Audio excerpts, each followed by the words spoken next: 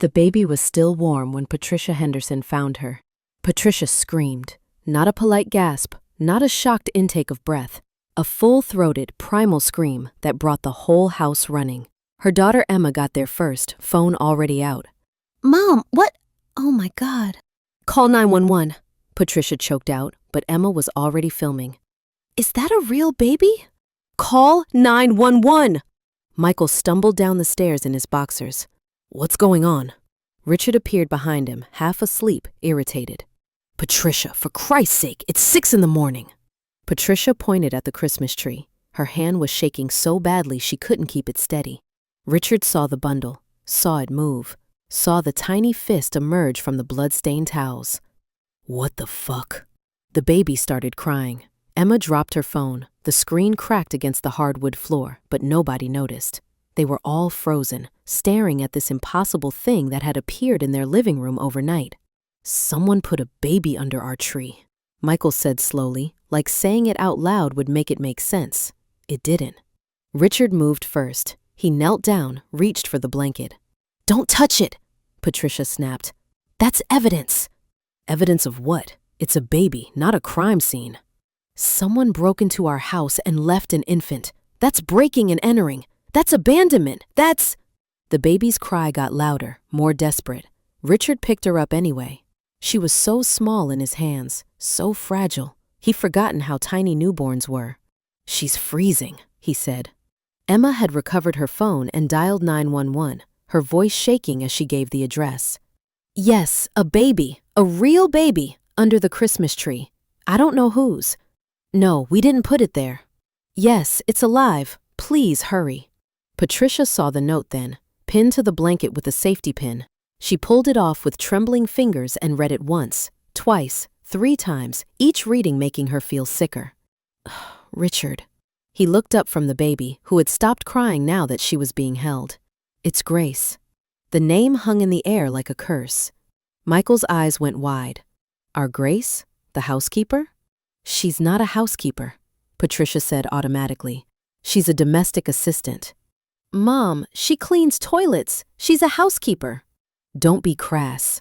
Richard stood up, still holding the baby. What does the note say? Patricia read it out loud, her voice breaking on every other word. When she got to the part about the Christmas tree being the most beautiful place Grace could find, Patricia started crying. She gave birth in our house, Richard said quietly. In our house, and we didn't know. How could we know? She never said anything. She never looked pregnant. Because you never looked at her, Emma said. Patricia's head snapped toward her daughter. Excuse me? You didn't know because you never actually looked at her. None of us did. She was just Grace, the woman who made breakfast and did laundry and existed somewhere in the basement. That's not fair, isn't it? Sirens cut through the argument. 2 patrol cars pulled up, then an ambulance. The lights painted the snow red and blue. Neighbors started appearing on their porches, phones out, filming everything. Emma looked at her own phone. Her Instagram story from 60 seconds ago already had 43 views. Someone had screen recorded it and posted it to Twitter. It was spreading. We're going to be famous, she whispered. Patricia heard her and felt her stomach drop. Subscribe to this channel right now. Hit the bell. Comment what city you're watching from. Because you need to see where this goes. You need to understand what happened before you judge. So stay with me. Don't click away. This story is about all of us. Grace was 3 hours gone when they found Hope. She sat in the back of the Greyhound, hood up, face to the window, bleeding into paper towels she'd stolen from a gas station bathroom. Every bump in the road sent pain shooting through her body. Her breasts ached. Milk was coming in. Her body didn't understand that there was no baby to feed anymore. Her phone wouldn't stop buzzing. James. Over and over. James. She pulled it out with shaking hands. 17 missed calls now. 10 text messages. Where are you, Grace? Answer me. What happened? The police are here. They're asking about a baby. Grace, please. I know it's mine. Where is she? Where are you? I'm coming to find you. She turned the phone off, shoved it deep in her pocket. She couldn't talk to him, couldn't explain. How do you explain the unexplainable? The woman next to her woke up, stretched, noticed Grace's face. "You okay, honey?" Grace nodded without looking at her. "You sure? You look like you're in pain." "I'm fine." The woman didn't push, just settled back into her seat and closed her eyes again. Grace was grateful. Americans were good at minding their own business when it suited them. The bus pulled into New Haven. A few people got off. More got on. A mother with 2 small children. The kids were fighting over a tablet, their voices shrill and demanding. "I want to watch Bluey." "We watched Bluey in the car." "But I want it now." The mother looked exhausted. She caught Grace's eye, gave her a tired smile. "Kids, right?" Grace turned back to the window. She couldn't respond, couldn't pretend, couldn't play the game of normal human interaction when her daughter was 60 miles behind her, in a stranger's house, being examined by paramedics. Was Hope crying? Was someone holding her? Did she know her mother was gone? Babies could sense abandonment. Grace had read that somewhere. They knew when they'd been left. The trauma imprinted on them, shaped them, followed them for life. Grace pressed her forehead against the cold glass and tried not to scream. Back at the Henderson house, Detective Sarah Brennan had arrived. She was 53 years old, 26 years on the job, and this was the strangest call she'd responded to in months. She read the note twice while the paramedics checked the baby's vitals. "The mother wrote this?" "That's what it says," Patricia answered. She'd changed out of her silk robe into jeans and a sweater, trying to look less wealthy, less guilty. It wasn't working. "And the mother is your employee?" "Domestic assistant." "What's her full name?" Patricia hesitated. Grace. I don't actually know her last name." Detective Brennan looked up sharply. "You've employed someone for over a year and you don't know their last name?" "The agency handles all that. We just know her as Grace." "What agency?" Patricia's face went pale. "I don't remember the name. I'd have to check my emails." "You'd better check fast. This woman could be bleeding to death somewhere right now." One of the paramedics called out from the ambulance. "Detective, you should see this." Brennan walked over. The paramedic held up the baby, now cleaned and wrapped in hospital blankets. "She's healthy, full term, good weight. Somebody knew what they were doing with the delivery." "Professional?"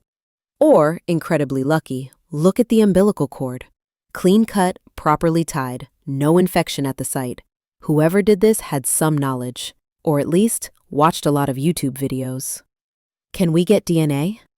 "Already took samples. We'll run paternity too, see if anyone in the house matches."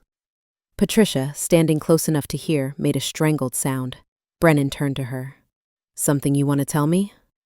"My husband would never." "I'm not accusing anyone, but we need to rule people out. That's how this works." Richard walked over, the picture of controlled rage. "Detective, we're the victims here. Someone broke into our home and left a child. We want to cooperate, but we're not criminals." "Nobody said you were, but your employee gave birth in your house and then disappeared, and I need to understand why, so I'm going to need to see where she lived." Patricia and Richard exchanged a look. "The basement," Patricia said quietly. They went downstairs, all of them, Patricia, Richard, the detective, 2 uniformed officers. Emma followed, phone out again, recording even though her father told her to stop. The basement door was unlocked. Richard pushed it open. The smell hit them first, blood and sweat and something else, something human and wrong. "Jesus Christ," one of the officers muttered. The mattress on the floor was soaked dark, bloody towels in the corner, scissors, string, a bowl of water, pink and cold. Detective Brennan pulled out her radio. "I need CSI at this location, possible childbirth scene, and put out a bolo for Grace, last name unknown, Nigerian national, approximately 30 years old, 5'6", medium build. Consider her a missing person in medical distress." Patricia was crying now. "I didn't know. I swear I didn't know she was pregnant." "How could you not know?" "She wore baggy clothes. She never said anything." "Did you ever ask her how she was doing?" Silence. "Did you ever have a conversation with her that wasn't about chores?" More silence. Detective Brennan looked around the basement. One small window, concrete floor, a space heater that looked older than Emma. a mini fridge unplugged in the corner. How much were you paying her? Patricia wouldn't meet her eyes. $400 a month. Plus room and board, Richard added quickly. This is room and board? Brennan gestured at the blood-soaked mattress. How many hours a week did she work? 6 days. She had Sundays off. Hours per day? It varied. Give me an average. Patricia's voice dropped to almost a whisper. 15, maybe 16 hours. Detective Brennan did the math in her head and felt her jaw tighten. That's less than $1 an hour. She got free housing in a basement with a mattress on the floor. She chose to take the job. Did she? Or did someone traffic her here and trap her? Patricia's face crumpled. I want my lawyer. That's your right, but that woman is out there bleeding, possibly dying, and your lawyer isn't going to help find her. Brennan's phone rang. She answered, listened, hung up. Grace's phone just pinged off a tower in New Haven. She's on a bus heading south. Richard straightened up. So you can find her. If she keeps the phone on, if she doesn't ditch it, if she doesn't collapse before we get there. What about the baby? Patricia asked. What happens to her? Child services, foster care, unless we find the mother and she's fit to parent, which given current circumstances seems unlikely. Emma spoke up for the first time. She left her under our Christmas tree because she thought we'd take care of her. She trusted us. She had no other choice, Brennan corrected. That's not trust, that's desperation. Emma's phone buzzed, then buzzed again, then started ringing continuously. She looked at the screen and her face went white. What? Patricia demanded. My video, the one I posted, it's gone viral. What does that mean? It means 3 million people have watched it in the last hour. It means we're trending. It means everyone knows. Patricia grabbed for the phone. Emma pulled it away. You can't erase it, Mom. It's everywhere. People are screen recording it faster than I can delete it. We're famous now. Famous for what? Emma's voice was cold. For being the rich white people who paid an immigrant woman $1 an hour while she gave birth in our basement. Patricia slapped her. The sound echoed in the concrete room. Emma touched her cheek, staring at her mother with a look of pure betrayal. Richard stepped between them. Everyone calm down. Don't tell me to calm down, Patricia shrieked. Our lives are being destroyed because we tried to help someone. You paid her slave wages, Emma said flatly. She was free to leave any time. Was she? Did she have her passport? Did you ever check? Patricia's face changed, went from red to white in an instant.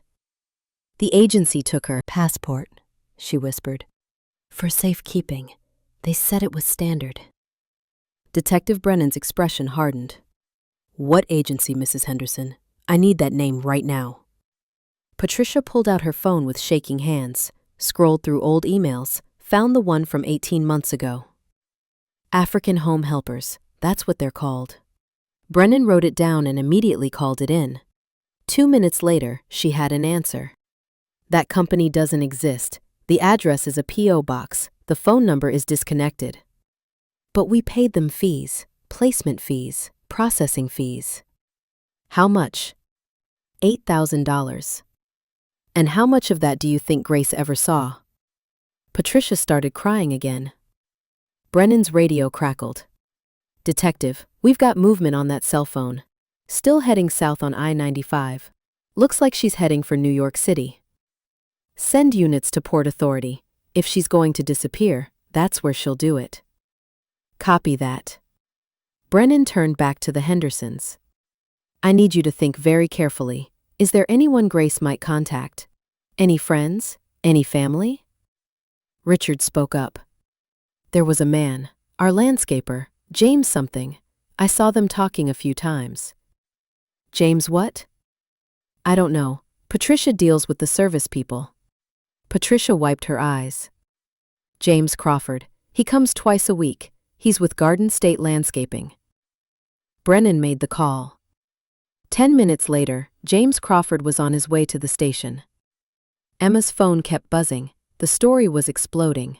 News vans were pulling up outside. Reporters were knocking on the door. "We need a statement," Richard said. "We need a lawyer," Patricia corrected. "We need to find Grace before this gets any worse," Brennan said. But it was already worse than any of them could imagine. Because Grace wasn't on her way to New York to hide. She was on her way to New York to end it. James Crawford was at his sister's house in Newark when the police called. He'd been staring at his phone for 2 hours, watching Grace's location move down I-95, calling her over and over, getting nothing but voicemail. His sister Keisha had finally taken the phone away from him. "You're going to drive yourself crazy. She's bleeding, Keisha. She just gave birth and she's on a bus somewhere and she won't answer me. Maybe she needs space." Space. She had my baby and left it under some white people's Christmas tree. That's not space, that's a breakdown. His phone rang. Unknown number. He grabbed it. "Grace?" "Mr. Crawford, this is Detective Sarah Brennan with Westport Police. I need you to come to the station immediately." "Is Grace okay? Did you find her?" "We're tracking her location, but I need to ask you some questions first." "Questions about what?" "About your relationship with Grace Afolayan." James felt his chest tighten. "Am I under arrest?" "No, but if you care about Grace at all, you'll get here as fast as you can." He was there in 30 minutes. They put him in an interview room with gray walls and a table bolted to the floor. Detective Brennan came in with a folder and a coffee she didn't offer to share. "How long have you known Grace?" "About a year, maybe 14 months. "How did you meet?" "I do landscaping for the Hendersons. She worked there. We'd see each other when I came to mow the lawn, trim the hedges." "And you started a relationship?" It wasn't a question. James nodded. "Yeah, we did." "When did it become sexual?" He bristled. "That's personal." "A baby was abandoned this morning. Nothing's personal anymore." James rubbed his face. 6 months ago, maybe 7. "Did you know she was pregnant?" "Not until 3 weeks ago. She told me. She was terrified." "Of what?" "Of everything. Of losing her job, of being deported, of not being able to take care of the baby, of the Hendersons finding out." "Why was she so afraid of the Hendersons?" James looked at the detective like she'd asked why water was wet. "You saw where they had her living, right? You saw that basement?" "I did." "Then you know why she was afraid. They owned her. They didn't call it that, but that's what it was. They paid her nothing, worked her to death, and kept her locked in a basement like a prisoner." "Did they physically prevent her from leaving?" "They didn't have to. They took her passport. They told her if she left, she'd be arrested and deported. They made her believe she had no choice." Brennan wrote something down. "Did you offer to help her?" "Of course I did. I told her to leave. I told her I'd help her find a lawyer, get her papers sorted out. I told her we'd figure it out together." "And what did she say?" James's voice broke. "She said she couldn't. She said she owed money to the people who brought her here, $8,000. She said if she ran, they'd hurt her family back in Nigeria." "Who are these people?" "I don't know. She wouldn't tell me. She was too scared." "Did she tell you she was planning to give birth alone?" "No, I thought we had time. I thought we'd figure something out before the baby came. I didn't know she was going to." He stopped, couldn't finish the sentence. "Going to what?" "Give up. I didn't know she was going to give up." Brennan leaned forward. "Where do you think she's going?" "New York. She has a cousin there, I think. Someone from her church." "What's the cousin's name?" "I don't know. She didn't talk about her family much. It hurt too much." "Does she have money?" James shook his head. "Maybe $200, that's it. Everything else went to paying off that debt." "So she's broke, bleeding, traumatized, and heading into New York City with nowhere to go. Yeah. That's a suicide run, Mr. Crawford. The words hit James like a punch. Don't say that. I'm sorry, but we need to be realistic. She just gave birth without medical care. She's hemorrhaging, she's emotionally devastated, and she's convinced she has nothing left to lose. That's textbook suicide ideation. She wouldn't. She's stronger than that. Everyone has a breaking point. James stood up. Are we done? Because I need to go find her. Sit down. We're not done. He sat. Brennan pulled out a photo. The baby. Hope. Cleaned up, wrapped in a hospital blanket, eyes closed, peaceful. That's your daughter. James stared at the picture. His hands started shaking. She's beautiful, Brennan said. Healthy, strong. Grace made sure of that. Even in the worst circumstances, she protected her baby. That tells me something about who Grace is. She's a good person. She's the best person I've ever met. Then help me find her before she does something she can't come back from. James pulled out his phone, opened the Find My Friends app he'd convinced Grace to install months ago. The dot was still moving, still heading south. She's in Stamford now, getting close to the city. Brennan called it in. All units, suspect is approaching Greenwich. We need eyes on every bus coming out of Connecticut. Female, 32 years old, Nigerian, 5'6", likely wearing dark clothing, possibly bleeding. Approach with caution, she may be in medical distress. James's phone rang. Grace's number. Finally. He answered so fast he almost dropped it. Grace, thank God. James? It wasn't Grace. It was a man's voice. Heavy accent, African, but not Nigerian. Who is this? Where is Grace? Who the fuck is this? My name is Samuel. I work with African home helpers. Grace owes us money, a lot of money, and now she's caused problems, big problems. James felt his blood go cold. You're the ones who trafficked her. We gave her opportunity. We brought her to America. She signed a contract. You enslaved her. She owes $8,000, plus penalties for breach of contract, plus damages for this situation with the baby. Total debt is now $15,000. You can't be serious. Very serious. Grace needs to come back. She needs to fulfill her obligations. She's not coming back, and you're not getting any money. You're going to prison. Samuel laughed. You think the police will help? Grace is here illegally. Overstayed visa. When they find her, they deport her.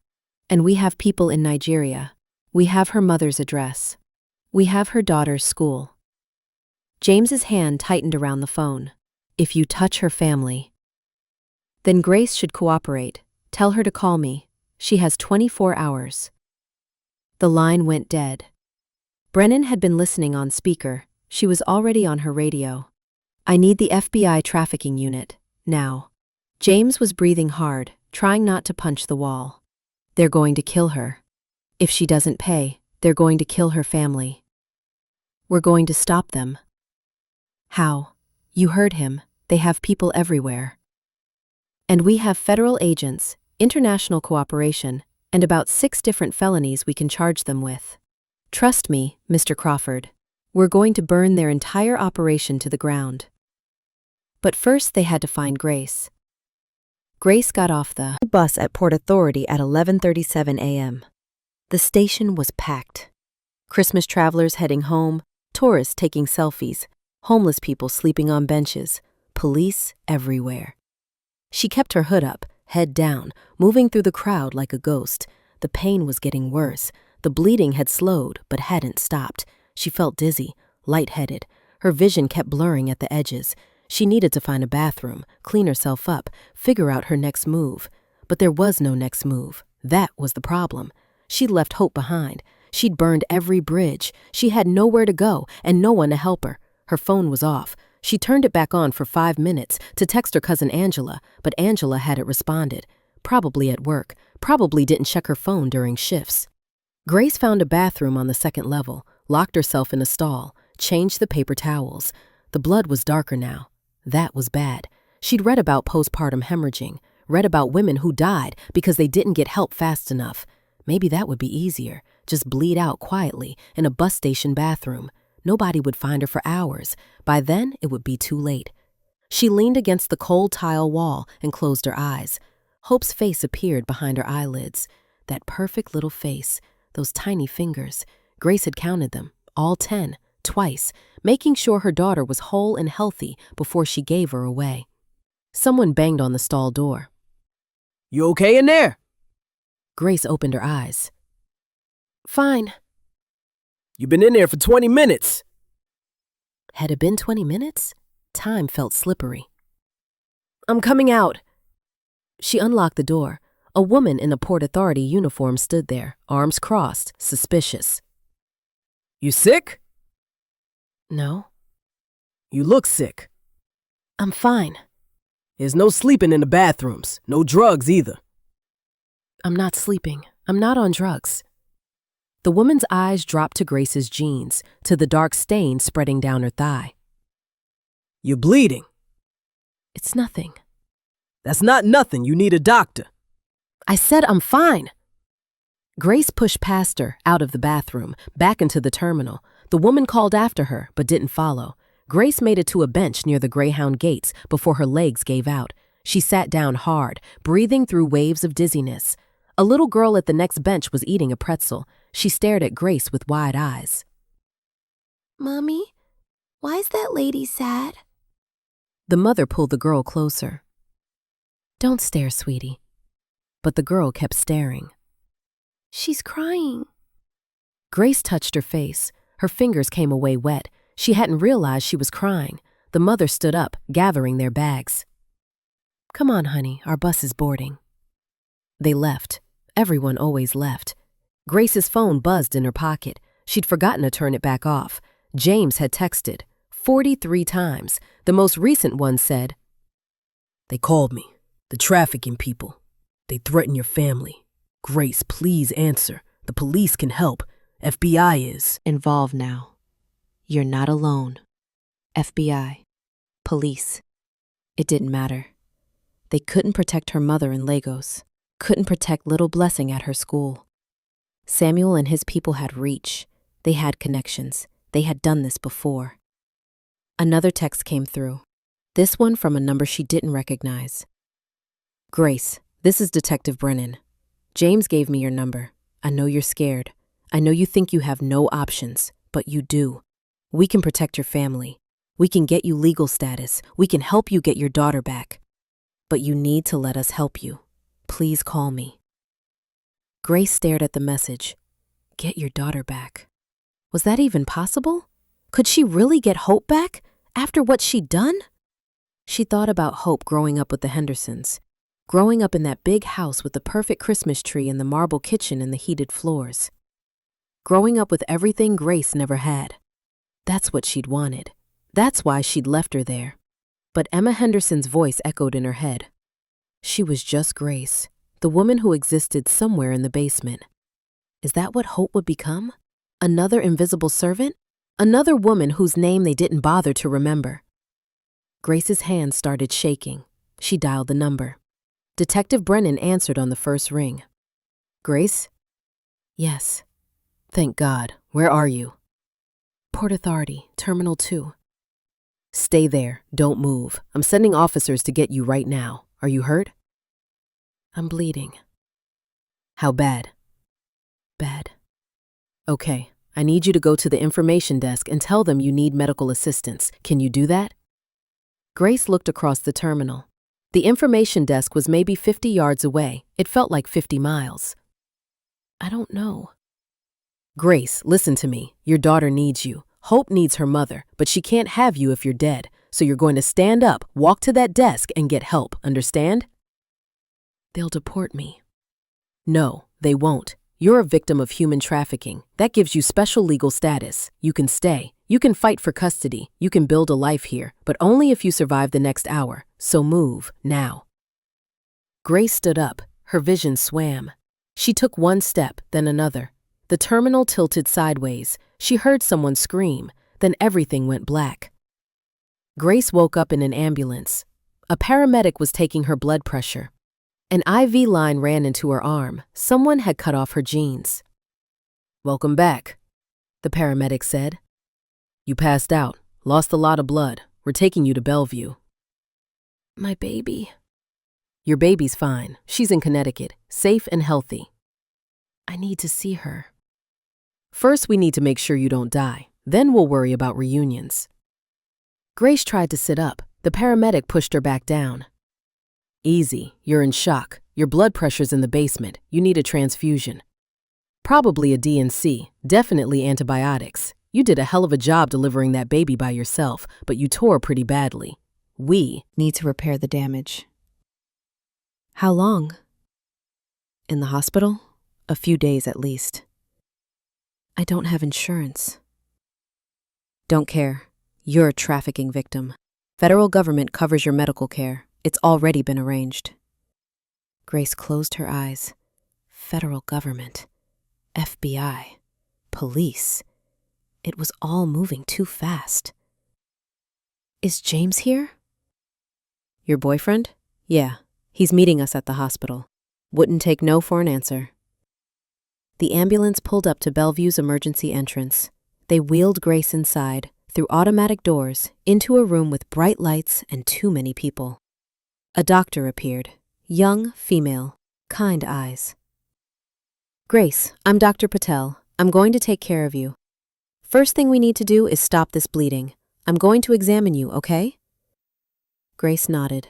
The exam hurt. Grace bit down on her lip to keep from crying out. Dr. Patel's face was serious when she finished. You have a second-degree tear that's still bleeding. I need to repair it surgically. You'll be under general anesthesia. Should take about an hour. When you wake up, the pain will be much better. But you're going to need to rest. No walking, no stress, just rest. When can I see my daughter? Dr. Patel glanced at someone Grace couldn't see. That's not a medical question, but the detective is here. She can answer that. Detective Brennan stepped into view. She looked exhausted but relieved.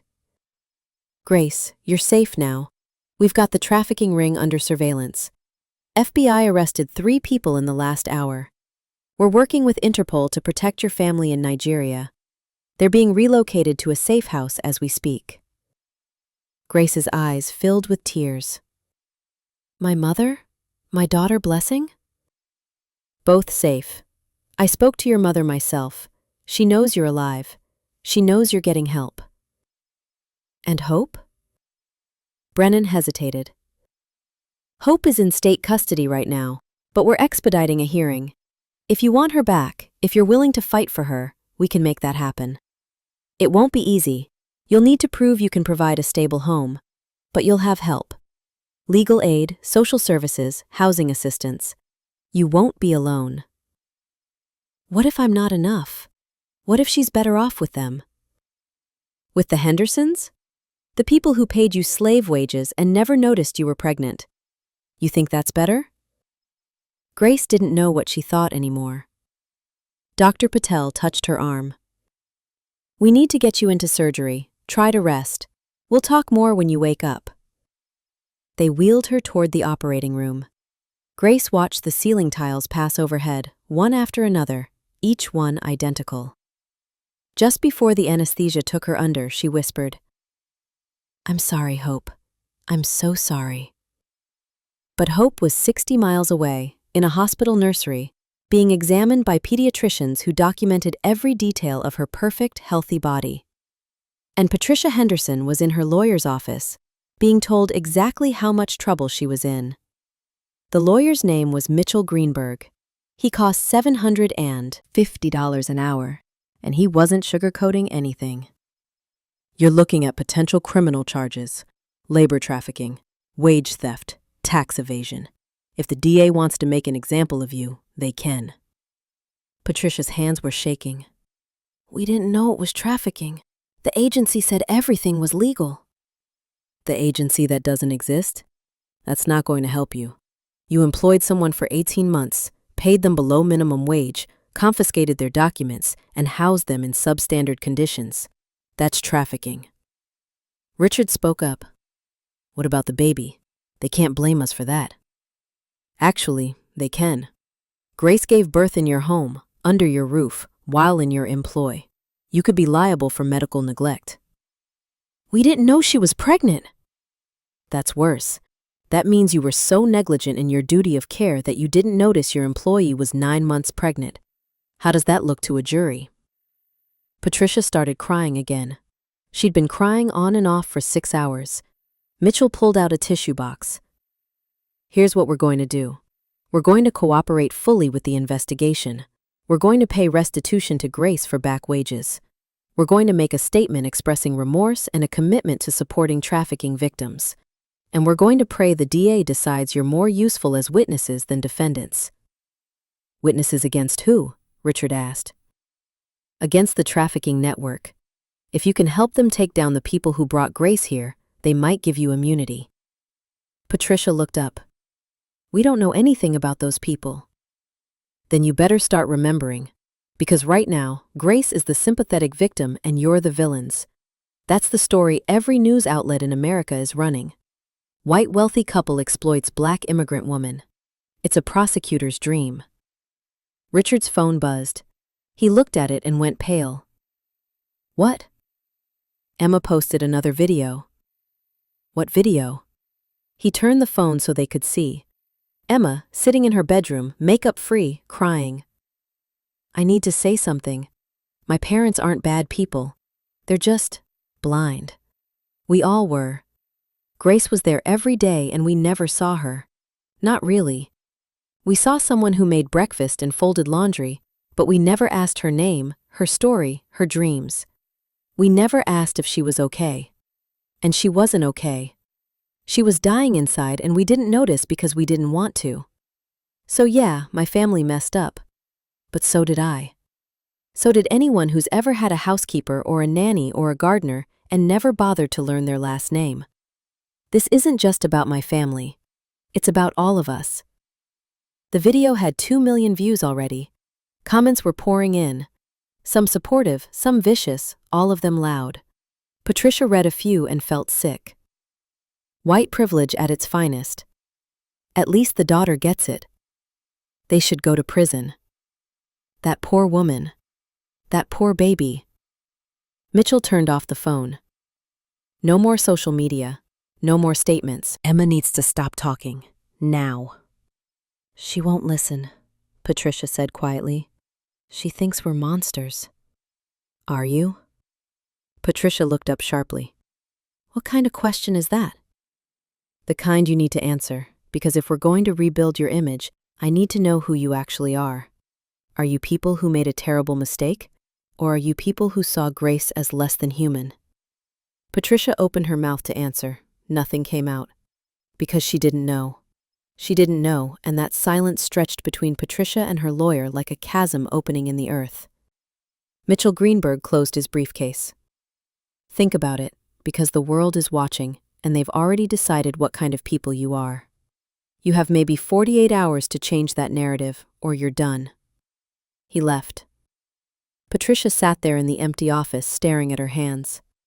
These hands that had never scrubbed a toilet, never cleaned someone else's vomit, never bled into paper towels on a Greyhound bus. Richard touched her shoulder. We should go home. Home to what? The reporters camped on our lawn? The neighbors who won't look at us? Emma who thinks we're slave owners? She'll calm down. Will she? Or is she right? Richard pulled his hand back like he'd been burned. Don't do that. Don't let them make you the villain. We gave Grace a job. We gave her money. We didn't force her to stay. We took her passport. The agency took her passport. Same thing. It's not the same thing. Patricia stood up. Her legs felt shaky. I need to see the baby. What? Hope. I need to see her. I need to know she's real, that this whole nightmare is real. They won't let you near her. She's evidence in a criminal investigation. She's a baby. A baby who was left under our Christmas tree. Don't we have some right to know if she's okay? Richard's phone rang. He answered, listened, hung up. That was Brennan. Grace is out of surgery. She's stable. They're moving her to a recovery room. Is she asking for hope? I don't know. We should send something, flowers, a card, something. Richard stared at his wife like she'd lost her mind. You want to send flowers to the woman whose life we destroyed? We didn't destroy her life. Didn't we? Patricia grabbed her purse and walked out. Grace woke up in a hospital bed with James holding her hand. He looked terrible. Eyes red, face drawn, clothes rumpled like he'd been sleeping in them. Hey, he said softly. Grace's throat was dry. How long? Surgery was 4 hours ago. You've been sleeping for 2. Hope? Still safe, still healthy. Detective Brennan says there's a custody hearing in 3 days. You'll need to be there.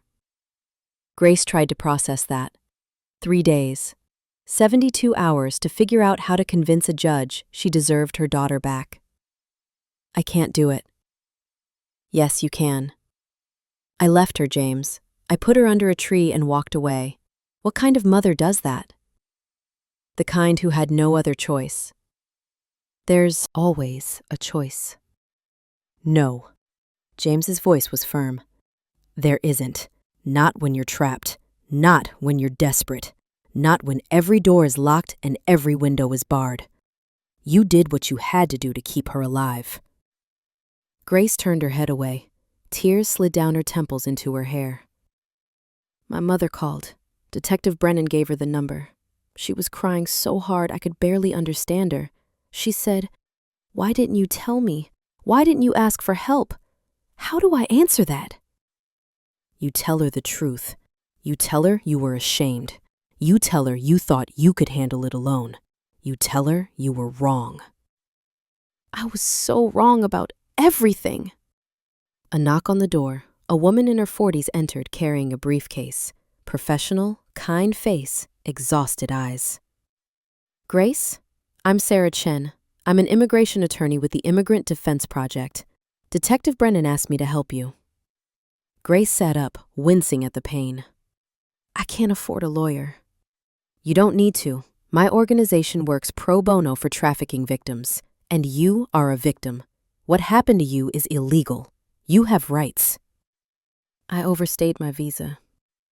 You were trafficked. That supersedes visa violations. We're going to file for a T visa, which gives legal status to trafficking victims. We're also going to file for custody of Hope. And we're going to sue the Hendersons for back wages and damages. Sue them? You worked 18 months at below minimum wage. That's approximately $65,000 in stolen wages, plus damages for the conditions you lived in. We're talking 6 figures. Grace's head spun. I don't want their money. I want my daughter. Money gives you stability. Stability helps you get custody. You need a home, income, childcare. Money makes all that possible. James squeezed Grace's hand. Let her help you. Sarah pulled out paperwork. I need you to tell me everything, from the beginning. How you got here, who brought you, what they promised, what they took. Every detail matters. Grace took a shaky breath and started talking. She talked for 2 hours. About Lagos, about her daughter Blessing, about the promises Adana made, about the plane ticket that cost $8,000 she never agreed to pay, about landing at JFK and having her passport taken, about being driven to the Bronx apartment with 7 other women, all African, all trapped, about being placed with the Hendersons and realizing too late that she traded one prison for another, about the basement, the mattress on the floor, the $400 that became $100 after Adana took her cut, about working 16-hour days, eating leftovers, being called the help by children who didn't know her name, about meeting James, about falling in love in stolen moments between his landscaping appointments, about the pregnancy she couldn't afford, couldn't terminate, couldn't escape, about giving birth alone in that basement, scissors in her shaking hands, terror and determination warring in her chest, about holding Hope for 4 hours and knowing she couldn't keep her, about the Christmas tree, the most beautiful thing in that house, and thinking maybe, just maybe, it could be beautiful for her daughter too. By the time she finished, Sarah had filled 12 pages of notes, and Grace was sobbing. "You're incredibly brave," Sarah said quietly. "Most people would have broken long before you did." "I did break. I left my baby." "You saved your baby. There's a difference." Sarah's phone buzzed. She checked it, frowned, showed Grace the screen. It was a news article. Headline: Immigration officials move to deport trafficking victim. Grace stopped breathing. "What?" Sarah was already dialing. "This is bullshit. She has a pending T visa application. They can't deport her." But apparently, they could try. The article detailed how ICE had gotten wind of Grace's undocumented status and was moving to detain her for deportation proceedings. Someone had leaked her information to immigration enforcement, probably hoping to shut down the trafficking investigation before it went any further. Sarah was on the phone with someone at the ACLU, voice sharp and angry. "I don't care what they think they can do. She's in a hospital bed, recovering from childbirth. She's a witness in the federal trafficking case. If they try to move her, I'll have every civil rights organization in the country on their doorstep." James stood up. Can they really deport her? "They can try, but we're going to fight." Grace felt the walls closing in. "If they deport me, I lose hope forever." "They're not going to deport you." "You can't promise that." "Yes, I can, because I'm very good at my job, and I'm very angry right now. Nobody's taking you anywhere." But 3 hours later, 2 ICE agents showed up at the hospital. They were polite but firm. They had orders to take Grace into custody, pending deportation proceedings. Sarah blocked the doorway. "She's recovering from surgery. She's not medically clear to be moved." "We have a medical transport team." "I have a federal judge on speed dial who will issue an emergency stay the second you try to move her." The agents looked at each other. The younger one pulled out his phone. James moved to stand next to Sarah, arms crossed. You're going to have to go through both of us. Dr. Patel appeared, summoned by a nurse who'd heard the commotion. "What's going on?" "These agents want to take my patient," Sarah said. "Absolutely not. She's post-operative, at high risk for complications, and under my medical care. She's not going anywhere for at least 72 hours. The older agent stepped forward. "Ma'am, we have our orders." "And I have mine. I'm responsible for this patient's medical care. If you remove her against medical advice and something happens to her, I'll testify at the wrongful death lawsuit that's going to bankrupt your agency." The younger agent finished his phone call. "Our supervisor says to "Wait for legal clarification. We'll post outside the door until then." They left. Sarah immediately called the federal prosecutor handling the trafficking case. Grace could hear her voice rising. "Your star witness is about to be deported. Yes, that's a problem. I don't care about interagency coordination. Fix this, now." She hung up, looked at Grace. "They're scrambling. DOJ doesn't want to lose you as a witness. They're filing emergency motions to block the deportation. But this is going to get ugly." Grace felt numb. Who told them about me? "I have theories. The trafficking ring has connections. They probably have someone inside ICE feeding them information. They want you gone before you can testify." James punched the wall. "So what do? We prepare for war." And war came faster than anyone expected. By morning, the story had exploded. CNN was running it as breaking news. Trafficking victim faces deportation while separated from newborn. Every immigrant rights organization in the country was mobilizing. Protests were being organized outside ICE headquarters. Emma Henderson's latest video had gone viral. 15 million views. She was crying on camera, begging people to help Grace. "This is wrong. Everything about this is wrong. Grace should be with her baby. She should be safe. Instead, she's being hunted by the same government that's supposed to protect trafficking victims. We broke her. America broke her. And now we're trying to throw her away. Please, if you care at all, call your representatives. Call ICE. Call anyone who will listen. Don't let them deport her." The video ended with a photo of Hope, tiny, perfect, alone in a hospital bassinet. Patricia Henderson saw the video while sitting in her living room. surrounded by news crews on her lawn and protesters on her street. She used Hope's photo without permission, Richard said. Does it matter? Of course it matters. He stopped. That's evidence in our case. Patricia stood up. I'm going to the hospital. Which one? Both. Hope first, then Grace. That's insane. Probably, but I need to do something other than sit here and wait for the world to destroy us. She got in her car and drove. The hospital where Hope was being kept had security, but Patricia had called ahead, pulled strings, used her connections. They led her into the NICU observation room. Hope was in a bassinet by the window, pink hat, pink blanket, sleeping peacefully. Patricia stood behind the glass and watched her breathe. She looked like Grace, same nose, same mouth. The Hendersons' DNA wasn't anywhere in this child. She was pure Grace, pure survival, pure impossible hope. A nurse approached.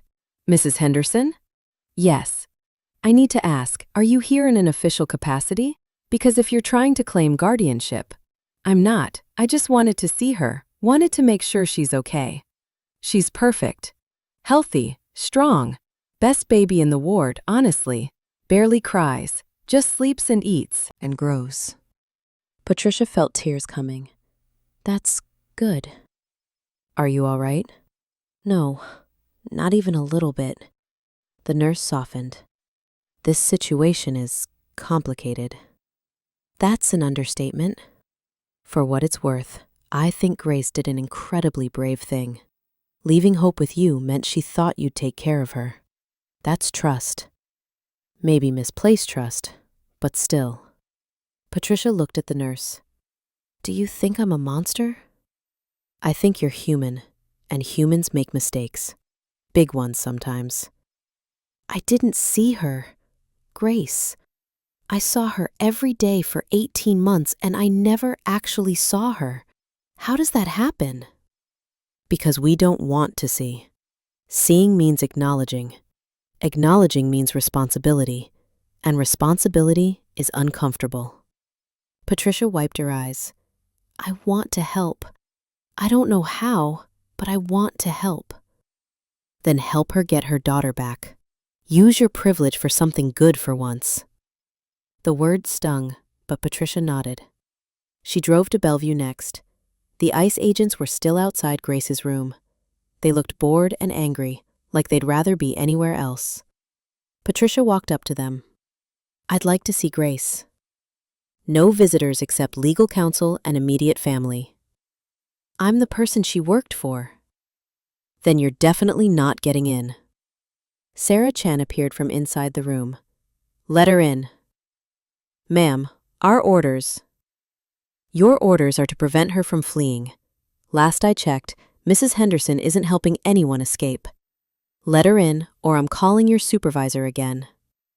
They stepped aside. Patricia entered the room. Grace was sitting up in bed, looking fragile and fierce at the same time. James stood beside her like a guard dog. Grace's eyes met Patricia's. What do you want? Patricia's rehearsed speech evaporated. I don't know. I just needed to see you. Needed to apologize. I don't know. Apologize for what? Paying me nothing? Working me until I collapsed? Never asking if I was okay? Which part are you sorry for? All of it. Grace laughed bitterly. That's convenient. It's true. I was blind, selfish. I treated you like furniture. I'm sorry. Sorry doesn't give me back 18 months. Sorry doesn't erase what happened. I know. James stepped forward. You need to leave. Patricia didn't move. I saw Hope. She's beautiful. She looks like you. Grace's face crumpled. Don't. Please don't. I'm going to help you. I'm going to testify. I'm going to do whatever it takes to help you get her back. Why would you do that? Because it's the only thing I can do that might make any of this right. Sarah interrupted. Mrs. Henderson, if you're serious about helping, we need you to make a statement. On camera. Taking full responsibility for the labor violations. It'll hurt you legally, but it'll help Grace's custody case. Patricia didn't hesitate. When? Now. I have reporters downstairs waiting for any statement. Richard was going to kill her. Mitchell Greenberg was going to have a stroke. But Patricia nodded. Let's do it. They went downstairs. A crowd of reporters surged forward. Patricia stood in front of the cameras. No makeup, no preparation, just raw and real. My name is Patricia Henderson. Grace Afolayan worked in my home for 18 months. I want to be clear about something. What happened to Grace was wrong. The conditions she lived in were wrong. The wages we paid her were wrong. We were wrong. I was wrong. She took a breath. Cameras clicked. I told myself I was helping her, giving her opportunity, but I was exploiting her. I was complicit in her trafficking. And I'm standing here today to say that publicly, to take responsibility, and to do whatever I can to help her get her daughter back. Because hope belongs with her mother. Not in state custody, not with us, with Grace. A reporter shouted, "Are you admitting to labor trafficking?" Yes. Another reporter, "Do you expect criminal charges?" Probably, and I'll accept whatever consequences come, but right now, the priority needs to be stopping Grace's deportation and reuniting her with her baby. The questions came faster, louder, overlapping. Patricia pushed through the crowd and went back inside. Sarah was waiting. That was either very brave or very stupid. Probably both. Mitchell Greenberg is calling me every 30 seconds. He's apoplectic. He'll get over it. Grace appeared in a wheelchair, pushed by James. She looked at Patricia with something that might have been the beginning of respect. Thank you. Don't thank me yet. I haven't fixed anything. You told the truth. That's something. Patricia's phone rang. Richard. She declined it. Mrs. Henderson, Sarah said, there's something else you can do. The custody hearing is in 2 days. If you testify on Grace's behalf, tell the judge that you believe she's a fit mother. It could make the difference. The prosecutor will tear me apart. Probably, but Grace needs every advantage she can get. Patricia looked at Grace, really looked at her this time. Saw the exhaustion, the fear, the desperate hope. I'll do it.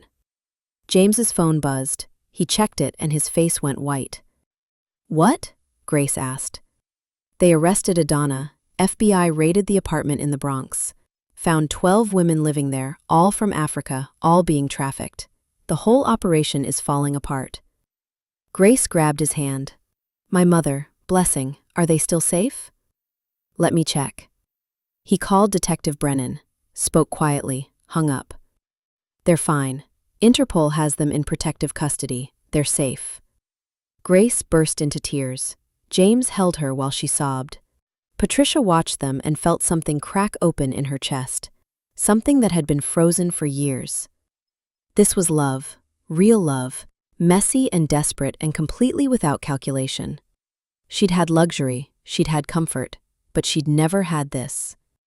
Sarah's phone rang. She answered, listened, let out a breath. The judge issued an emergency stay. Grace can't be deported while the custody case is pending. We won. Grace looked up. I can stay? You can stay. You can fight for hope. You can build a life here. Grace grabbed James's hand. We can do this? We can do this. Patricia felt like an intruder in this moment. She moved toward the door. Grace called out. Mrs. Henderson. Patricia turned. Why are you really helping me? Patricia thought about that, about the question her lawyer had asked, about who she was, really, underneath all the privilege and blindness. Because you made me see myself, and I didn't like what I saw, so I'm trying to become someone different, someone better. I don't know if I can, but I'm going to try. Grace nodded slowly. Okay. Okay. Patricia left the hospital. The protesters were still on her street. The news van still camped on her lawn. Emma was in her room, still posting videos. Richard was probably calling lawyers. But Patricia felt something she hadn't felt in days. She felt like maybe, just maybe, she could actually fix this. She had no idea how wrong she was about to be proven. Because at that exact moment, in a detention facility in New Jersey, Samuel from African Home Helpers was making a deal with federal prosecutors. He'd give them names, locations, financial records, the entire trafficking network. In exchange, he wanted immunity, and he wanted to make sure Grace Afolayan never testified against him. He knew things about Grace, things she'd never told anyone, things that could destroy her custody case and send her back to Nigeria in handcuffs. He was about to use every single one of them. Samuel's immunity deal hit the news 48 hours before Grace's custody hearing. Sarah Chen saw it first, scrolling through legal briefs at 3 in the morning, caffeine-fueled and exhausted. She called Grace immediately. "We have a problem." Grace was awake, had been awake for hours, staring at the hospital ceiling and counting the minutes until she could fight for her daughter. "What kind of problem?" Samuel cut a deal. He's testifying against the entire trafficking network in exchange for immunity, which means he walks free. How is that possible? He enslaved people. He threatened my family. He has information they want more. Names, bank accounts, international connections. The trafficking ring is bigger than anyone thought. He's the key to taking it all down. So they're letting him go? Not exactly. He'll serve minimal time, probably in protective custody. But Grace, there's more. His lawyer is filing a motion to compel you to testify about your immigration history. Every detail, every visa violation, every lie you told to get into the country. Grace's chest tightened. Why? To discredit you. To make you look like a criminal instead of a victim. If they can paint you as someone who knowingly broke immigration law, it damages your custody case. Makes you look unfit. I was trafficked. I know that. You know that. But Samuel's going to claim you were a willing participant who only cried trafficking when you got caught. James, who'd been sleeping in a chair beside Grace's bed, jerked awake. That's bullshit. Of course it's bullshit, but it's strategic bullshit, and we have less than 2 days to counter it. Grace felt the walls closing in again. What do I do? You tell the truth, all of it, every ugly part. We get ahead of Samuel's testimony by being completely transparent. No secrets, no omissions. We control the narrative. What if the truth makes me look bad? Then we own it, we explain it, we contextualize it, but we don't hide it because hiding gives Samuel power. Grace closed her eyes. The truth, the whole truth. That meant talking about things she'd never told anyone, things she was ashamed of, things that kept her awake at 3 in the morning, drowning in regret. "Okay," she whispered. "I'll tell you everything." Sarah arrived at the hospital an hour later with a court reporter and a recording device. James wanted to stay, but Grace asked him to leave. "Why?" His voice was hurt. "Because some of this you don't know, and I need to say it without seeing your face change when you hear it." He left reluctantly. Grace started talking. She told Sarah about the real reason she'd left Nigeria, about the debt her ex-husband had left her with, the loan sharks who'd threatened to take Blessing if Grace didn't pay. About meeting Adana at church, being promised a job in America that would pay 10 times what she made teaching. About signing papers she couldn't read, written in English legal jargon she didn't understand. About the plane ticket that cost $8,000 she'd never agreed to but suddenly owed. About arriving in America and realizing too late that she'd been sold. Then she told Sarah about the other women in the Bronx apartment. About Chioma, who tried to run and was found 3 days later, beaten so badly she lost hearing in one ear. About Nneka, who'd gotten pregnant by a previous employer and was forced to have an abortion in a clinic that didn't ask questions. About the fear that governed every moment, the knowledge that one wrong move meant deportation or worse. And then Grace told Sarah the part that made her voice break. "There was a night, about 6 months after I started working for the Hendersons. I was so tired, so broken. I went into their medicine cabinet and I took pills, a lot of pills. I sat on the bathroom floor and I swallowed them and I waited to die." Sarah stopped writing. Grace. "But I threw up. My body rejected them.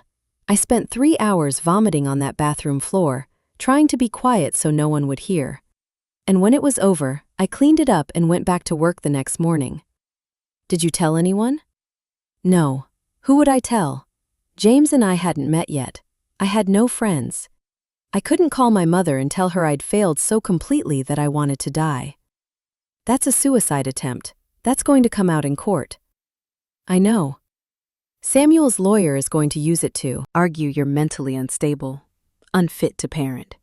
I know that too. So why are you telling me?"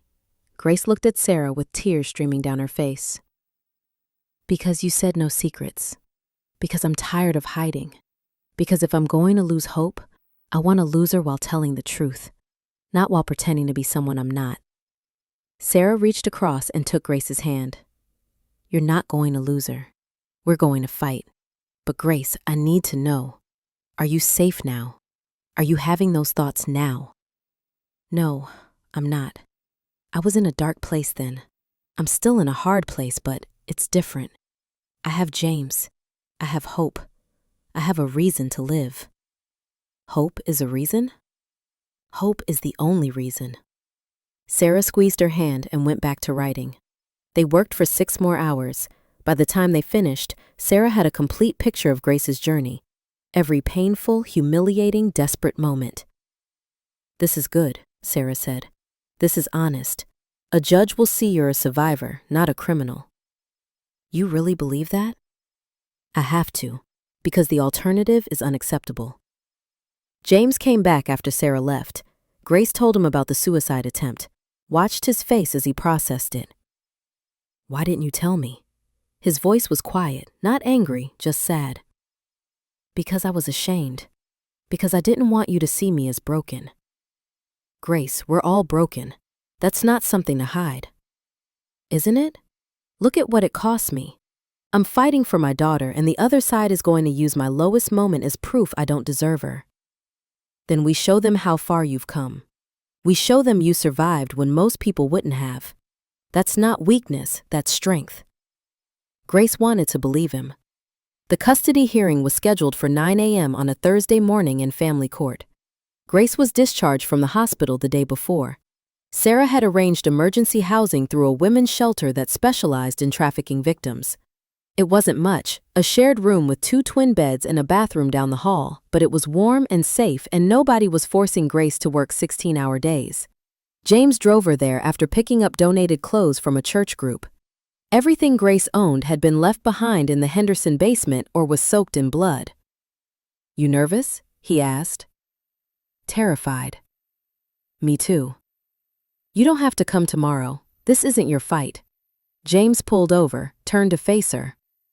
Grace, listen to me. Hope is my daughter. You're the woman I love. This is absolutely my fight. I'm going to be there tomorrow, and I'm going to tell that judge exactly who you are and why you deserve to raise our child. Understand? Grace nodded, unable to speak. Say you understand. I understand. Good. They drove the rest of the way in silence. That night, Grace couldn't sleep. She lay in the narrow bed, listening to the woman in the next bed snoring, thinking about Hope. Wondering if her daughter would even recognize her. If 3 days apart had already erased Grace's scent, her voice, her touch. Wondering if the judge would see a mother or just see a woman who'd abandoned her child. Her phone buzzed, a text from a number she didn't recognize. You think you're going to win tomorrow? You think telling your sad story will make them give you that baby? You're delusional. You're a criminal. You're going back to Nigeria where you belong. Grace's hands started shaking. Another text. Your daughter Blessing is beautiful. Shame if something happened to her. Grace shot up in bed, called Sarah immediately. Sarah answered on the 3rd ring, groggy. Grace, it's midnight. Someone's threatening Blessing. They texted me. They know where she is. Send me screenshots, now. Grace did. Heard Sarah swearing on the other end. That's Samuel's lawyer. Has to be. They're trying to intimidate you into not testifying. It's working. No, it's not. Because we're calling Brennan right now and reporting this. Threatening a witness is a crime. They just gave us ammunition. Sarah conference called Detective Brennan, who answered immediately despite the hour. What happened? Sarah explained. Brennan listened, then spoke slowly and clearly. Grace, I need you to hear me.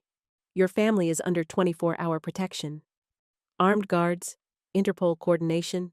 Nobody is getting near your mother or Blessing. These texts are meant to scare you, not hurt them. Do you understand? But how did they get my number? Probably from Samuel, or from someone in the trafficking network. We'll trace it. But right now, you need to focus on tomorrow. Don't let them win by making you afraid. Easy to say, harder to do. Grace didn't sleep at all that night. Morning came too fast.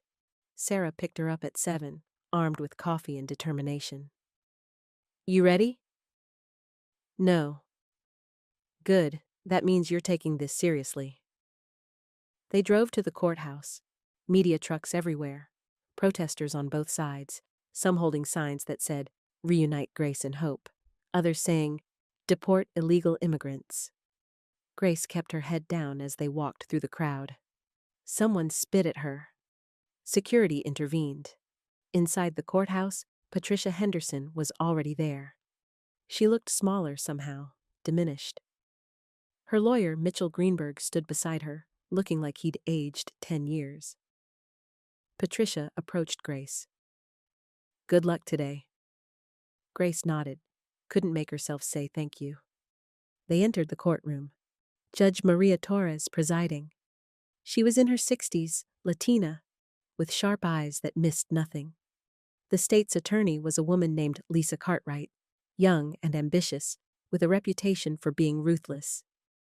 She stood up. Your Honor, the state opposes returning the child to Ms. Afolayan's custody. We have serious concerns about her fitness as a parent. Sarah stood.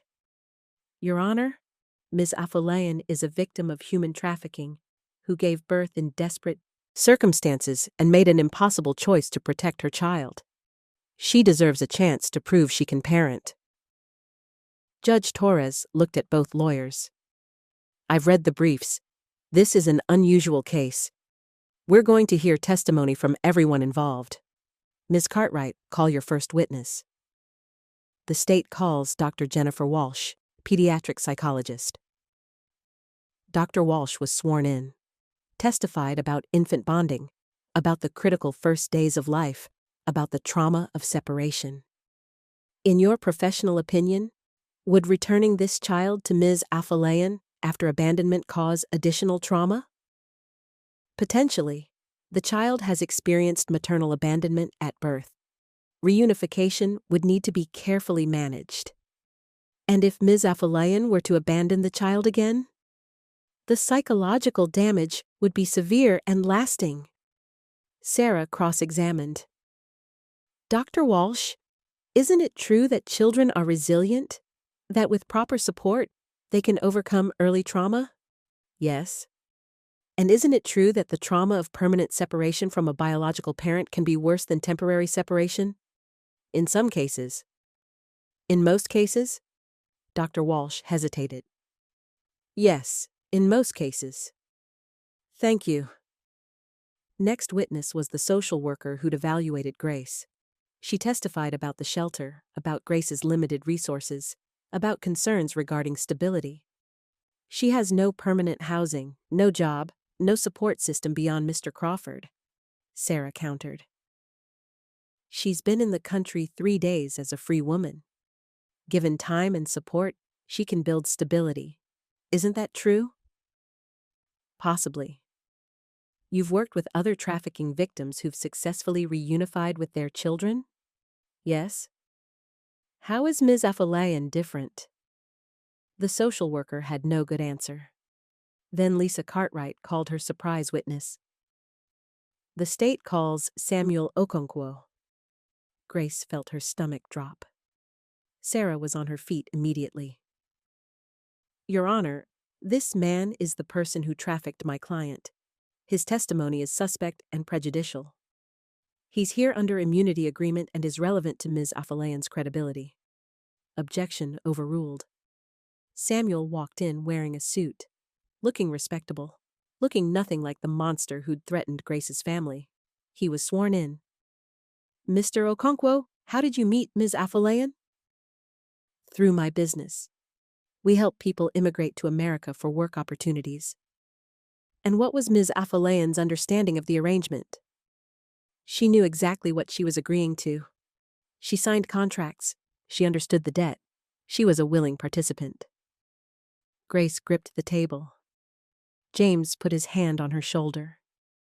And when she became pregnant, what happened? She tried to use it as an excuse to break her contract. She threatened to expose our business if we didn't forgive her debt. That's a lie, Grace said loudly. Judge Torres banged her gavel. Ms. Afolayan, you'll have your chance to testify. Mr. Okonkwo, continue. She abandoned the baby as a manipulation tactic to gain sympathy, to avoid deportation. Sarah was scribbling notes furiously, preparing for cross-examination. Mr. Okonkwo, didn't you threaten Ms. Afolayan's family in Nigeria? No, never. Didn't you take her passport? For safekeeping, standard practice. Didn't you force her to work for below minimum wage? She agreed to those terms. Didn't you enslave her? I gave her opportunity. Sarah pulled out her phone. Your Honor, I have text messages sent to my client last night, threatening messages, from Mr. Okonkwo's phone number. Samuel's face didn't change. My phone was stolen yesterday. I reported it to police. Sarah's jaw clenched. He'd covered his tracks. Judge Torres looked at the messages, then at Samuel.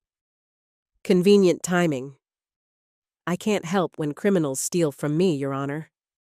He was smooth, too smooth, and Grace could see the judge wasn't entirely buying it, but she also wasn't entirely dismissing it.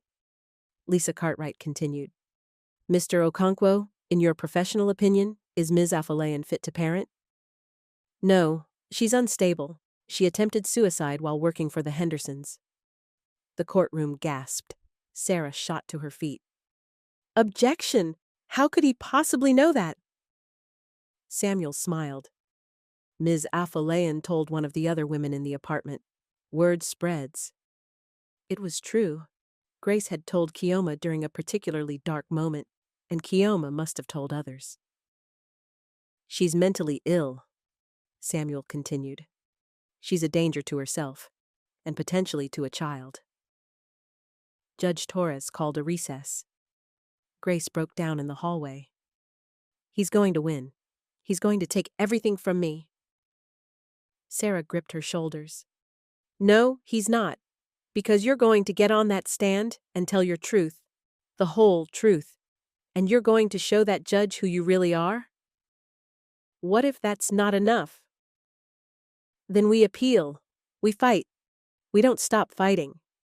Patricia Henderson approached. Grace, I want to testify. You already testified. I want to testify again. I want to tell the judge what Samuel's not saying, about the trafficking, about the conditions, about everything. Grace looked at this woman who'd been her captor and was now, inexplicably, her advocate. Why are you doing this? Because it's right. Finally. They went back into the courtroom. Sarah called Patricia to the stand. Mrs. Henderson, you paid Ms. Afolayan $400 a month? Yes. For how many hours of work? Too many. Far too many. Did you know she'd been trafficked? Patricia's voice cracked. I didn't want to know. That's different from not knowing. I saw signs. I ignored them. I chose comfort over conscience. Do you believe she's fit to parent? Yes, absolutely. She protected Hope even when it meant giving her up. That's what good mothers do. They sacrifice. Lisa Cartwright cross-examined. Mrs. Henderson, you're facing criminal charges. Isn't this testimony self-serving? Probably, but it's also true. You're hoping leniency for cooperating? I'm hoping to sleep at night again. That's all. Then Sarah called Grace. Grace walked to the stand on shaking legs, was sworn in, sat down, looked at the judge, and began to speak. My name is Grace Afolayan. I'm 32 years old. I'm from Lagos, Nigeria. I came to America because I was desperate. Because I had a 6-year-old daughter to feed and debts I couldn't pay, and a man at church told me there was opportunity here. I believed him. That was my first mistake. She told the whole story, every part, the trafficking, the basement, the pregnancy, the terror, the suicide attempt. I tried to die because I couldn't see a way forward. I was trapped. But then I met James, and he showed me that maybe I wasn't as alone as I thought. And when I found out I was pregnant, I had a choice. Keep running toward death, or fight for life. I chose life. I chose hope. Her voice broke on her daughter's name. I didn't abandon her. I placed her somewhere safe because I couldn't guarantee her safety with me. I made that choice with a clear head and a broken heart. And every second since then, I've regretted it and been grateful for it in equal measure. I regret that she didn't stay with me. I'm grateful that she's alive. Judge Torres leaned forward. Ms. Afolayan, if I return custody to you, how can I be sure you won't abandon her again? You can't. Nobody can promise the future. But I can promise that I will fight for her every single day. I will build a life for her. I will give her everything I didn't have. And I will teach her that surviving isn't enough. You have to build something worth surviving for. The courtroom was silent. Judge Torres looked at her notes, looked at Grace, looked at Hope's file. I'm going to take a 30-minute recess to consider my ruling. Those 30 minutes felt like 30 years. Grace sat in the hallway with James and Sarah, not speaking, barely breathing. Patricia sat across from them, also silent. Emma appeared, having snuck in despite her father's orders to stay home. She sat next to Grace. You're going to win. You don't know that. I do, because the alternative isn't acceptable. So you're going to win. Grace wished she had that kind of faith. The bailiff called them back in. Judge Torres had her decision. I've presided over family court for 17 years. I've seen every kind of case, every kind of parent, every kind of tragedy. This case is unique. Ms. Afolayan, you made a choice that no parent should ever have to make. You gave birth alone, in desperate circumstances, and you placed your child where you believed she'd be safe. Some would call that abandonment. I call it an act of love under impossible circumstances. Grace's heart was pounding so hard she thought it might break through her ribs. However, I have concerns. You have limited resources, unstable housing, and significant trauma to process. Returning a newborn to your custody without support would be setting both of you up for failure. Grace felt tears streaming down her face. Therefore, I'm ordering a graduated reunification plan. You'll have supervised visitation starting immediately, twice daily, 2 hours each session. You'll participate in parenting classes, trauma therapy, and receive housing assistance through the court. In 90 days, we'll reconvene. If you've met all requirements, custody will be returned to you full-time. If not, we'll extend the supervision period. Sarah squeezed Grace's hand. That's a win. That's absolutely a win. Ms. Afolayan, do you understand? Grace nodded, unable to speak. Do you accept these terms? Yes. Yes, thank you. Then this court is adjourned. Good luck, Ms. Afolayan. I'll be watching your progress. Grace collapsed into James's arms. She hadn't won completely, but she hadn't lost. She had 90 days to prove she could be the mother Hope deserved. 90 days to build a life. 90 days to survive. And Grace had learned one thing in the past year. She was very, very good at surviving. The first visitation happened 3 hours after the judge's ruling. Grace's hands wouldn't stop shaking as the social worker led her into the hospital's family visitation room. James walked beside her, steadying her when her knees threatened to give out. She might not remember you, the social worker warned. 3 days is a long time for a newborn. Don't take it personally if she cries. Grace nodded. but inside she was screaming. Of course, Hope wouldn't remember her. Grace had held her for 4 hours and then disappeared. She was a stranger to her own daughter. The door opened. Hope was in a bassinet by the window, awake, staring at nothing in particular with those dark, unfocused newborn eyes. Grace took 3 steps and stopped. Couldn't move any closer. Couldn't make herself reach for her daughter, because what if Hope rejected her? What if her baby screamed when Grace touched her? "Go on," James whispered. Grace moved forward on autopilot, reached into the bassinet with trembling hands, picked up her daughter. Hope squirmed for a second, then settled against Grace's chest. Grace's legs gave out. She sank into the chair behind her, cradling Hope, breathing in that perfect newborn smell. "Hi, baby," she whispered. "Hi, my Hope. I'm sorry. I'm so sorry." Hope made a small sound, not crying, just existing. Grace started crying, couldn't stop, tears running down her face, dripping onto Hope's blanket. James knelt beside them, one hand on Grace's shoulder, one finger touching Hope's tiny fist. "She knows you," he said softly. "You don't know that." "I do. Look at her. She's calm. She's home."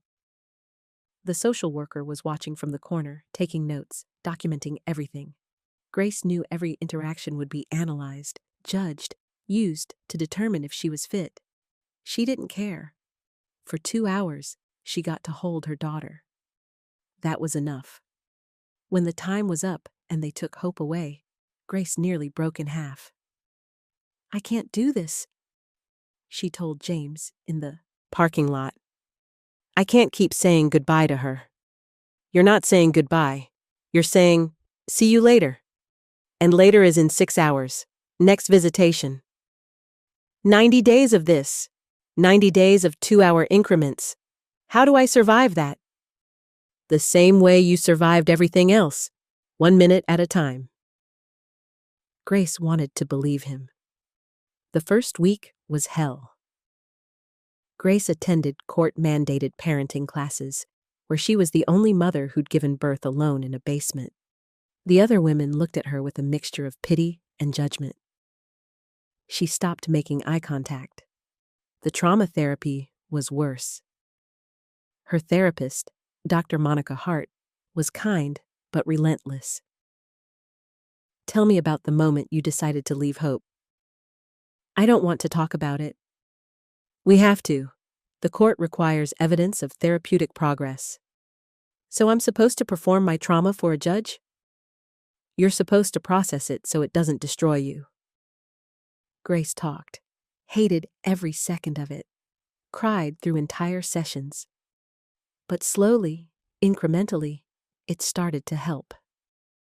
The housing situation stabilized when a church group offered Grace a room in a shared apartment with 2 other trafficking survivors. It wasn't much, but it was clean and safe, and the women understood without Grace having to explain. One of them, Amara, was also Nigerian. She'd been trafficked through a similar network 5 years earlier. "You'll make it," Amara said one night when Grace was breaking down after visitation. "I know it doesn't feel like it, but you will." "Did you have children?" Amara's face closed off. "I did. 2 boys. They're still in Nigeria with my mother. I haven't seen them in 4 years. "Why not?" "I couldn't get custody. Didn't have your lawyer. Didn't have your luck. So I send money when I can, and I FaceTime them every week, and I pretend that's enough."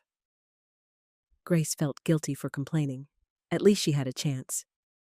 2 weeks into the 90 days, Grace's mother and Blessing arrived in New York. The reunion happened at JFK in the International Arrivals Terminal. Grace hadn't seen them in 20 months. Blessing was 8 now, taller, more serious, her eyes holding trauma that no child should carry. Grace's mother looked smaller, frailer, aged by worry and fear.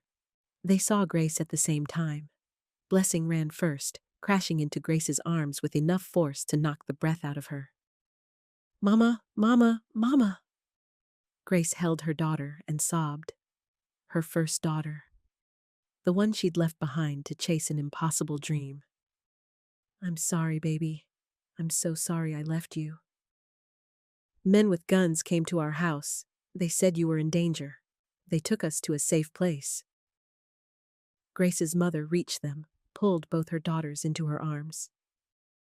My Grace, my foolish, brave girl, what have you done to yourself? I tried to save us, Mama. I tried so hard. I know. They went to a temporary housing facility provided by the state. 2 rooms, a shared kitchen, security guards at the entrance. Not ideal, but infinitely better than being separated.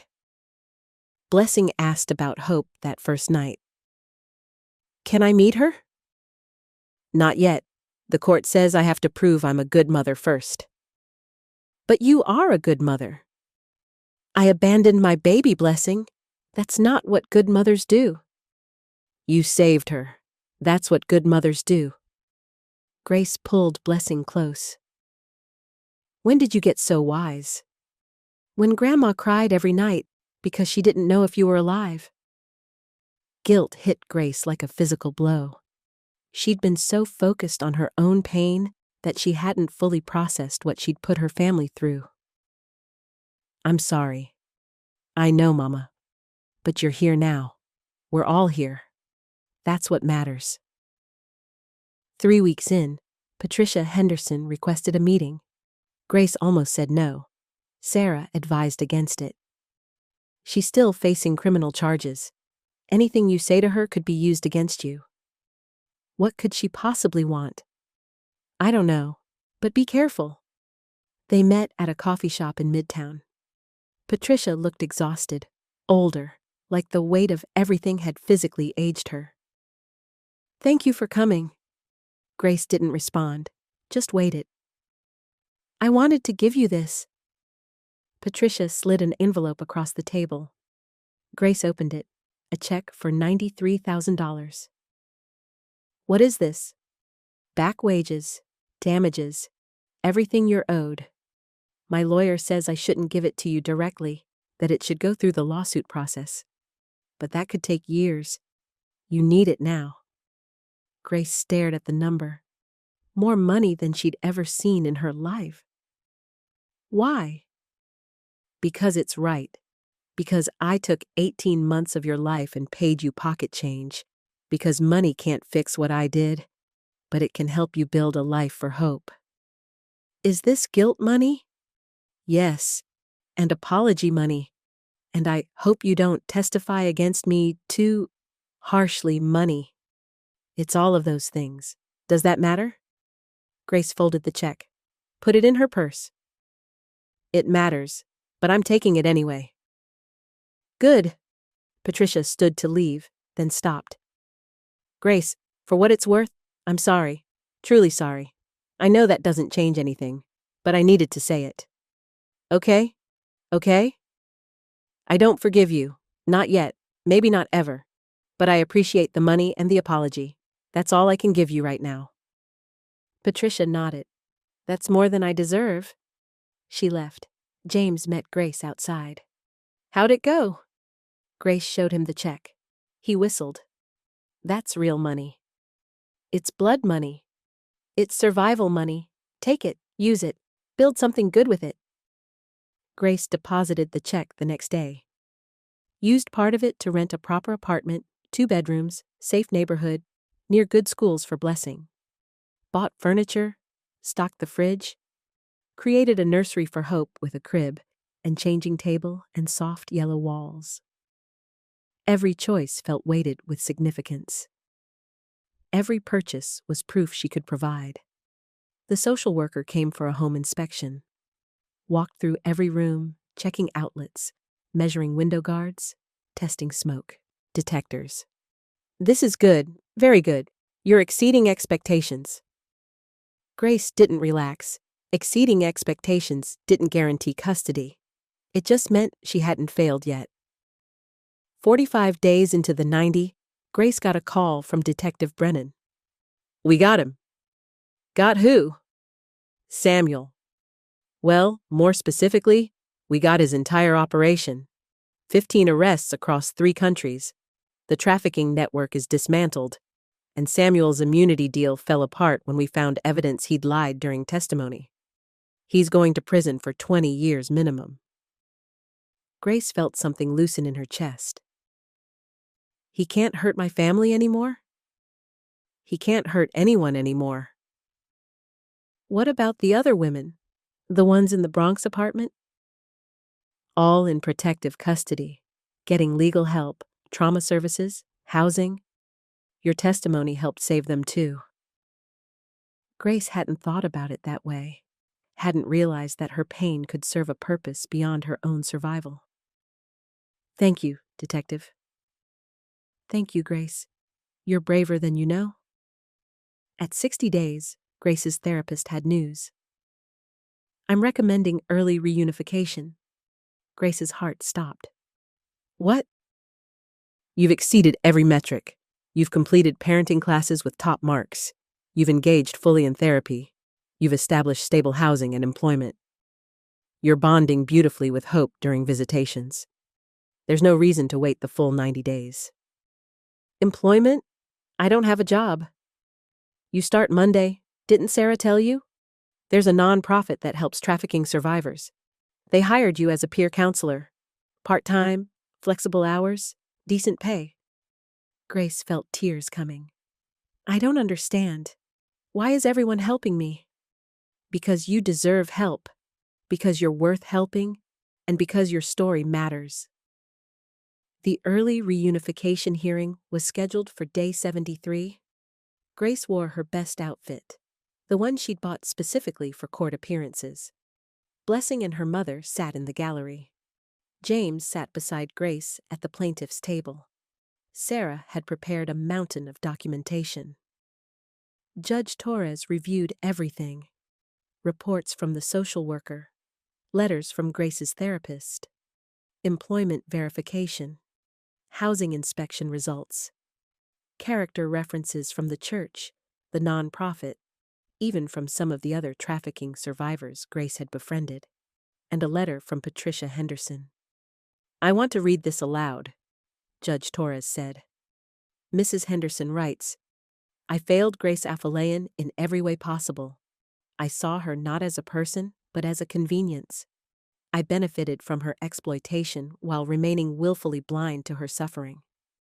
I cannot undo that harm, but I can bear witness to who she is now. Grace, Afolayan is one of the strongest, most resilient people I've ever encountered. She survived circumstances that would have broken most people. She made an impossible choice to protect her child. And now, she's building a life from nothing with determination and grace that humbles me. If there is any justice in this system, Hope will be returned to her mother. Not because Grace is perfect, but because she's real, she's trying, and she's enough. Judge Torres set down the letter, looked at Grace.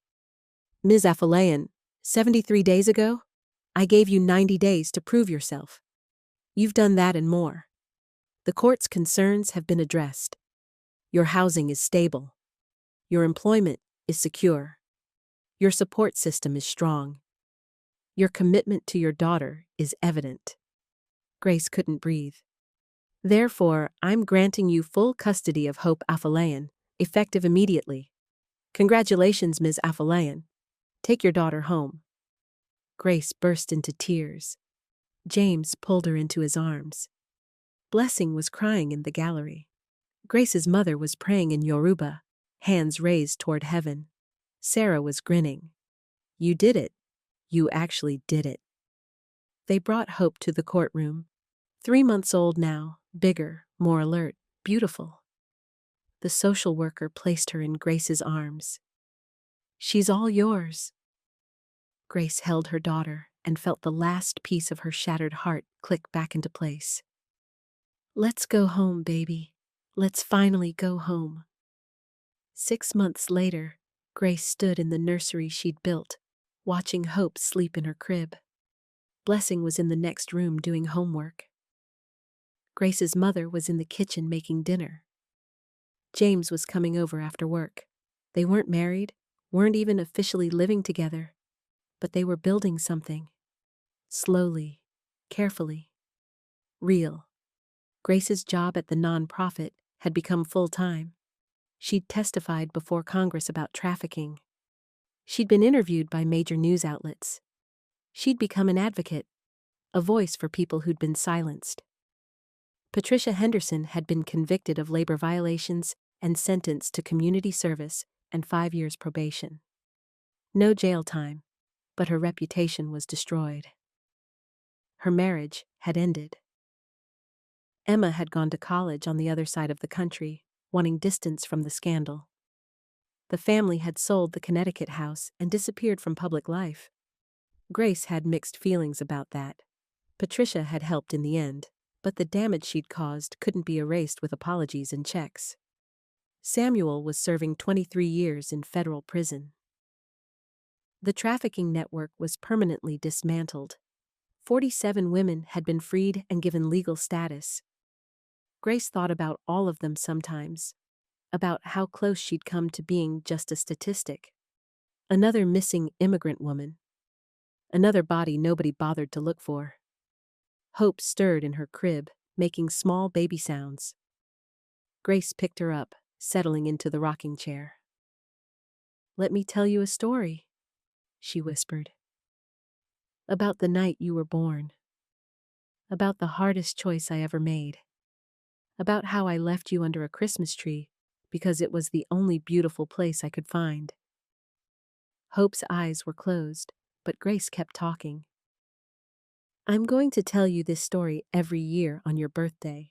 I'm going to tell you because I want you to understand that mothers aren't perfect, that sometimes love means letting go, that sometimes the bravest thing you can do is survive."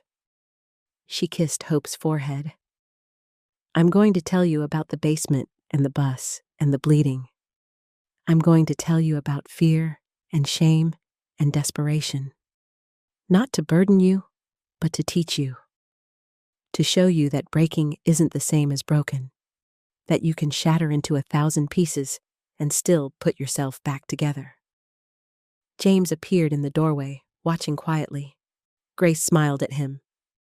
"We made it." "You made it. I just helped." "No, we made it. All of us. Together." Blessing came in, crawling into Grace's lap beside Hope.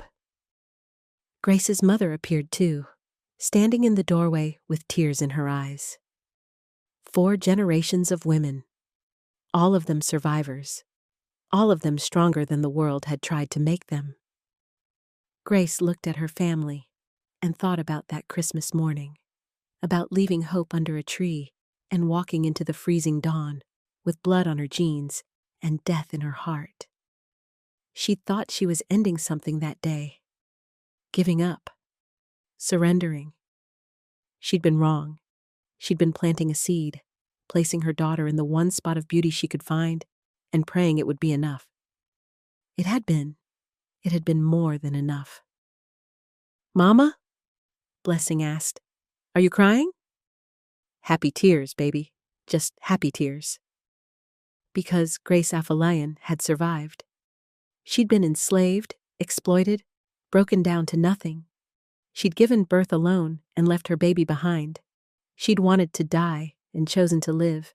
And now she was here, in her own apartment with her daughters and her mother, and a man who loved her without conditions. She had a job that mattered, legal status, a future. She'd been told she was nothing, worth less than nothing, disposable. They'd been wrong. She was Grace. She was a mother. She was a survivor. She was enough. And Hope would grow up knowing that her mother had fought for her, knowing that love sometimes looks like letting go, and sometimes looks like holding on, and sometimes looks like bleeding on a Greyhound bus while refusing to die. Hope would know all of it, the darkness and the light, the pain and the victory, the impossible choice and the beautiful outcome. Because Grace would tell her. Every year on Christmas morning, when they decorated their own tree together, Grace would tell Hope the story of the night she was born. The night Grace left her daughter under a stranger's Christmas tree and then fought like hell to earn the right to bring her home. That was the story that would shape Hope's life. Not the abandonment, but the return. Not the breaking, but the rebuilding. Not the ending, but the beginning. Grace looked down at her sleeping daughter and whispered one more time, "I'm home, baby. We're all home, and nobody's taking us away from each other ever again." That was her promise, her vow, her truth, and Grace Afolayan had learned something essential about herself over the past year. When she made a promise, she kept it. No matter what it cost, no matter how hard the fight, no matter how many times she fell or broke or bled. She kept her promises. She survived. She won. And that was exactly what she'd teach her daughters to do.